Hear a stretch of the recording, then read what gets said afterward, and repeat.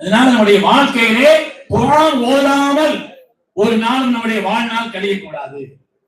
அதேபோல் சதக்கா செய்யாமல் நம்முடைய வாழ்நாளில் ஒரு நாள் கூட கழியக்கூடாது. அதனுடைய சிறப்புகளை நான் விரிவா சொல்லல. ஸஹீஹ் ஹபீபுல்லாஹ் கொடுப்பவர் ரப்பின் நேசர்.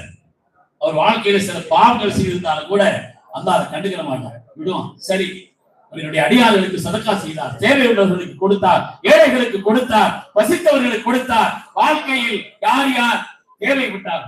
ஒரு சகோதரரை சமீபத்தில் நான் சந்தித்த அவஸ்தையான அது நிறைய உபகாரம் செய்கிறார். அவர் சொன்னார், அதரர், என்னிடத்தில் பணம் இருக்கிறது என்பதற்காக நான் சதக்கா செய்யவில்லை. பணம் இல்லாவிட்டால் எவ்வளவு கஷ்டம் என்பதை உணர்ந்த காரணத்தினால் நான் சதக்கா செய்கிறேன். பணம் இல்லைன்னு அவங்க எவ்வளவு கஷ்டப்படுவாங்க, அதை நான் உணர்ந்திருக்கிறேன், அதனால் நான் கொடுக்கிறேன்.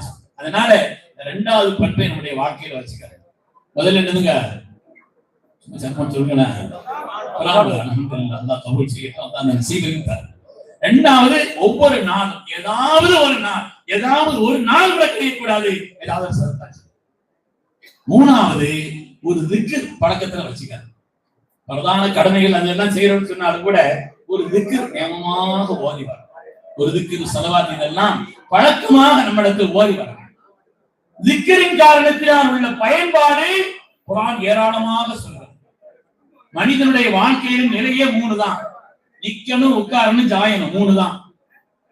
ஆனால் அல்லாஹ் சொல்றான், புத்திசாலி யார் தெரியுமா? புத்திசாலி யார் தெரியுமா? அல்லதீன யذ்குரூன அல்லாஹ கியாமன் வ குஊதன் வ அலா ஜுனூபிஹிம். நின்றாலும் அவர்கள் அல்லாஹ்வை திக்ர் செய்வார்கள், இருந்தாலும் திக்ர் செய்வார்கள், சாய்ந்தாலும் திக்ர் செய்வார்கள். திக்ருடைய பராபரங்கிறது கொஞ்சம் நஞ்சம்.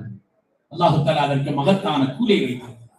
நாவிலே சொல்வதற்கு லேசானது, ஆனால் நன்மையினுடைய இருக்கக்கூடிய தராசிலே ரொம்ப கனமானது. இதெல்லாம் ஹதீஸ். அதனால திக்ர் ஏதாவது ஒரு திக்ர், சுப்ஹானல்லாஹி வல்ஹம்துலில்லாஹி வலா இலாஹ இல்லல்லாஹ், 3 கலிமா 4 கலிமா, ஒரு ஸலவாத், அது மாதிரி இஸ்திக்ஃபார், இது போல குர்ஆனிலே அல்லாஹ் ஒரு திக்ர் சொல்கிறான், ஹஸ்புனல்லாஹு வ நிஅமல் வக்கீல்.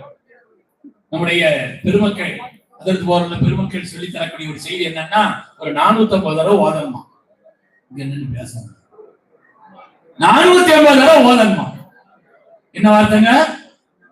ஹஸ்புனல்லாஹு ஹஸ்புனல்லாஹு. ஒரு 450 தடவை ஓதி பாருங்க, 3 வாக்கியங்கள் கிடைக்கும். குர்ஆன்ல வாக்குறுதி இருக்கு. அல்லாஹ்வுடைய நியமத்து நம்மை தேடி வரும். நமக்கு கொடுக்கப்பட்ட பாக்கியங்களிலே எந்த கெடுதலும் வராது. அல்லாஹ்வுடைய பொருத்தம் கிடைக்கும். இதோட வேற என்ன வேணும்? 10 நிமிஷம் 12 நிமிஷம் ஆகும் தொடர்ந்து